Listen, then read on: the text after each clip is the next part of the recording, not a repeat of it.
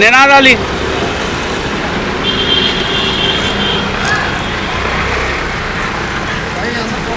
ఒక్క నిమిషం అవట్లా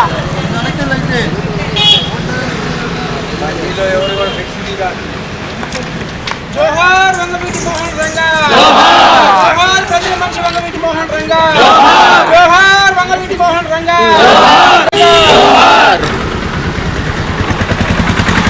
ఒక్క నిమిషం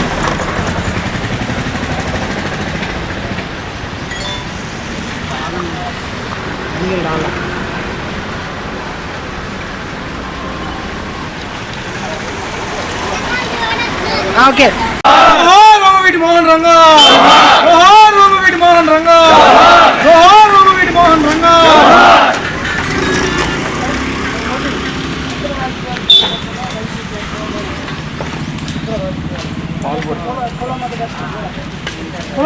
ఫ్లెక్సీ పడుకుంది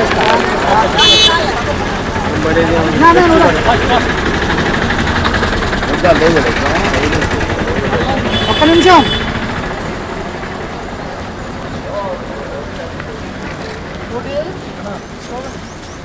జోహార్ బడుగు బలహీన వర్గాల సచివి ఘర్షణలకు పాల్పడుతున్న YCP, down down YCP, down down YCP, down down YCP.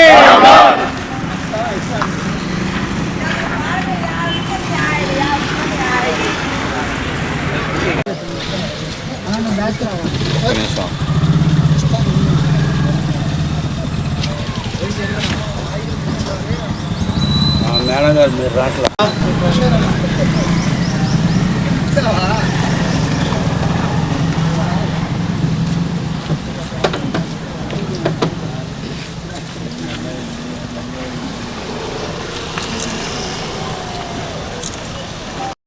ప్రధానమంత్రి మోదీ గారి ఆశీస్సులతో ఎంతో రాజకీయ అనుభవం, విజనరీ ఉన్నటువంటి నాయకులు ముఖ్యమంత్రి చంద్రబాబు నాయుడు గారి నాయకత్వంలో, అలాగే పోరాట పటిమ కలిగి ఉండి హృదయం నిండా దేశభక్తి కలిగినటువంటి పవన్ కళ్యాణ్ గారి నేతృత్వంలో ఈ రోజున ఆంధ్రప్రదేశ్ రాష్ట్రంలో ఒకవైపు అభివృద్ధి, మరొకవైపు సంక్షేమం రెండు కళ్ళుగా ముందుకు సాగుతున్న నేపథ్యంలో ప్రజలందరూ కూడా ఎప్పుడైతే 2024లో కూటమి ప్రభుత్వం ఏర్పడిందో అప్పటి నుంచి చాలా సంతోషకరమైన జీవితాన్ని, ఆనందమైన జీవితాన్ని గడుపుతూ ఉన్నారు. గత వైసీపీ ప్రభుత్వం చూసుకుంటే ఏ క్షణంలో ఏం జరిగిద్దో తెలియదు, వాక్ స్వాతంత్రం కూడా ఉండేది కాదు సామాన్య ప్రజలకైతే. అలాంటి ప్రభుత్వం నుండి ఈ రోజున స్వేచ్ఛావాయువులుగా ఉన్నట్టుగా మరొక స్వాతంత్ర పోరాటం తర్వాత స్వాతంత్రం వచ్చినట్టుగా ఈ రోజున ఆంధ్రప్రదేశ్ ప్రభుత్వంలో ప్రజలందరూ కూడా సుఖ సంతోషాలతో ఉన్నారు.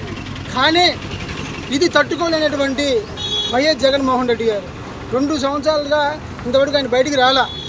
వైసీపీ ప్రభుత్వాన్ని ప్రజలు మర్చిపోయారు. అసలు ప్రజలు ఎక్కడా కూడా ఒక వైసీపీ పార్టీ ఉందని కానీ లేకపోతే ఇంకోటి ఉందని కానీ ఎక్కడా కూడా ప్రజలు లేదు. ఎంతసేపటికి మంచి ప్రభుత్వం, ఒకవైపు సంక్షేమం, మరొక వైపు అభివృద్ధి రెండు కళ్ళుగా చూస్తూ ఉన్నాం. ఒకవైపు పోలవరం కానివ్వండి, మరొక వైపు అమరావతి కానివ్వండి, ఇలాగ ప్రతిదీ వైజాగ్, కర్నూలు, ఇటువైపు ప్రతి ప్రాంతాన్ని కూడా, చివరి ప్రాంతాన్ని కూడా అభివృద్ధి చేస్తూ ముందుకు వెళ్తూ ఉన్నారు.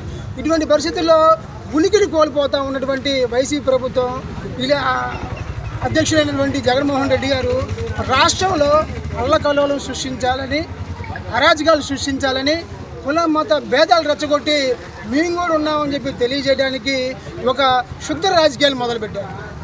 ఈ క్రమంలో భాగంగా వారికి అంబటి రాంబాబు గారు లాంటి నాయకులు ఒక పావుగా వాడుకుంటూ ఉన్నారు. మొన్న జరిగినటువంటి అంబటి రాంబాబు గారికి ముఖ్యమంత్రి చంద్రబాబు నాయుడు గారికి జరిగినటువంటి వాగ్వాదంలో మధ్యలోకి కులాన్ని తీసుకొచ్చారు. అనింది ఎవరు? ఒక ప్రజాస్వామ్యంలో ఉన్నటువంటి వ్యక్తి, గతంలో మాజీ మంత్రిగా చేసినటువంటి వ్యక్తి అంబటి రాంబాబు గారు ఒక రాష్ట్రానికి ముఖ్యమంత్రి అయ్యి 66 కోట్ల మంది ప్రజలకు తండ్రి స్థానంలో ఉన్న వ్యక్తిని అసభ్య పదజాలంతో దూషించారు. ఈ రెండిట్లో చంద్రబాబు గారికి కానివ్వండి, అంబటి రాంబాబు గారు జరిగిన మధ్యలో కాపు కులం ఎందుకు వచ్చిందని అడుగుతా ఉన్నాం మేము కాపు సంఘం తరఫున. కాపులకి ఏం సంబంధం అనింది రాంబాబు గారు. ఇష్టం వచ్చినట్టుగా సభ్య సమాజం తలదించుకునే విధంగా, అప్రజాస్వామికంగా, అది మహిళలు తలదించుకునే విధంగా అవమానకరంగా మాట్లాడింది రాంబాబు గారు. అంబటి రాంబాబు గారికి చంద్రబాబు నాయుడు గారు అన్నారు. మధ్యలో కాపు కులం ఏం చేసింది? కాపు కులాన్ని ఎందుకు లాగుతూ ఉన్నారు? అదిగాక అంబటి రాంబాబు గారు ఎప్పుడు ఒక మాట అంటారు, నేను కాపు జాతికి సంబంధించిన వాడిని కాదు, కాపులు తిరుగుబోతులు, తిండిబోతులు, అలాగే నరమాంస భక్షకులు అనే విధంగా ఆయన మాట్లాడి కాపు కులాన్ని ఎప్పుడైతే అవమానకరంగా మాట్లాడాడో ఆ రోజునే కాపు కులం అంబటి రాంబాబు గారిని వెలేసింది కాపు కులంలో నుంచి. అసలు అంబటి రాంబాబు గారికి కాపు కులానికి సంబంధం లేదని చెప్పి 2021లోనే కాపునాడు కానివ్వండి, కాపులు కానివ్వండి అతను వెలేశారు. అలాంటిది ఈ రోజున రాష్ట్రంలో ప్రశాంతంగా ఉన్న రాష్ట్రంలో కుల మతాలు రెచ్చగొడటానికి ఇలాగ అంబటి రాంబాబుని అనుకున్నారు. మేము అంబటి రాంబాబు గారిని అలాగే వైసీపీలో ఉన్నటువంటి కాపు నాయకులను అడుగుతూ ఉన్నాం. వైసీపీలో మొలతాడు కట్టుకున్నటువంటి రెడ్లు ఎవరు లేరా? తగుదనమ్మా అని మిమ్మల్ని ఎందుకు వాడుతున్నారు? మిమ్మల్ని ఎందుకు బలిపరిచి చేస్తున్నారు? మీకు ఆలోచన లేదా? మీరెందుకు వస్తున్నారు? సుబ్బారెడ్డి లేడా? పెద్దిరెడ్డి లేడా? చెవిరెడ్డి భాస్కర్ రెడ్డి లేడా? అలాంటి ఎంతోమంది రెడ్లు ఉన్నారు కదా, వాళ్ళని ముందుకు పెట్టి వాళ్ళ చేత అనిపించవచ్చుగా చంద్రబాబు నాయుడు గారిని. వాళ్ళని అనరు, మిమ్మల్ని వాడుకుంటారు. మీరేమో జగన్మోహన్ రెడ్డి విసిరేసి ఎంగిలి మీదకు ఆశపడతారు. మీరు మిమ్మల్ని ఏమైనా అంటేనేమో కాపు కులాన్ని తీసుకొస్తారు. ఈ సందర్భంగా చెప్తున్నాం, వైసీపీలో ఉన్న కాపు నాయకులకి అలాగే కులానికి ఎలాంటి సంబంధం లేదు. కాపు అభివృద్ధి కోరుకునేవాడు, కాపు సంక్షేమాన్ని కోరుకునేవాడు కాపు నాయకుడు అవుతాడు. కానీ ఏదో రెడ్ల దగ్గర ఊడుకుని చేసుకునేవాడు కాపు నాయకుడు ఎట్ట అవుతాడు? వాళ్ళ దొడ్లో కట్టేసినటువంటి గొడ్డు నువ్వు. జగన్మోహన్ రెడ్డి గొడ్ల సాగులో కట్టేసినటువంటి గొడ్డు నువ్వు కాపు కులానికి ఏం సంబంధం? అలాగే మన తుని ఉద్యమం చేసాం. దేనికి? రిజర్వేషన్ల కోసం. కాపులకి అన్ని రంగాలు ఎదుగుతారని చెప్పేసి ఉద్యమం చేశాం. ఎవరు? మీరే వెనక నడిపించారు ఆ రోజున ఉద్యమాన్ని. మాకు తెలియలే, ఆ కుట్రలు తెలియలే మాకు, కానీ మీ అందరూ నడిచాం మేము. కానీ ఈ రోజున తుని ఉద్యమాన్ని అడ్డం పెట్టుకొని మీరు అధికారంలోకి వచ్చారు, ఎమ్మెల్యేలు అయ్యారు, ఎంపీలు అయ్యారు, మంత్రులు అయ్యారు, మేయర్లు అయ్యారు. కానీ కాపు ఉద్యమాన్ని, కాపుల జీవితాన్ని నాశనం చేశారు. కాపులకి గుండెకాయ లాంటి తూర్పుగోదావరి జిల్లా, పశ్చిమ గోదావరి జిల్లాలో 2019 ఎన్నికల ప్రచారంలో జగన్మోహన్ రెడ్డి ఏమన్నాడు? కాపులకి నేను రిజర్వేషన్లు ఇవ్వాలని కరాఖండికి చెప్పాను. అంత కాకండి చెప్పినప్పుడు మీరేం చేస్తున్నారు? మీ నోరులో ఆ రోజున ఎందుకు మోగపోయినాయి? కాపులని గుంతుచించుకుంటున్నా. ఇప్పుడు మీరు ఆ రోజున కాపుల జీవితాలకి గొడ్డలు పెట్టి లాంటి రిజర్వేషన్ నేను ఇవ్వనని కరాఖండికి చెప్పినటువంటి జగన్మోహన్ రెడ్డిని మీరు ఆ రోజున ఎందుకు ఎదిరించలేదు? ఎందుకు మాట్లాడలేదు? ఇంకా దారుణం ఏంటంటే ఈడబ్ల్యూఎస్ ఎకనామిక్ వీకర్ సెక్షన్ అంటే కేంద్ర ప్రభుత్వం వెనకబడిన వాళ్ళకి 10% రిజర్వేషన్ ఇచ్చింది.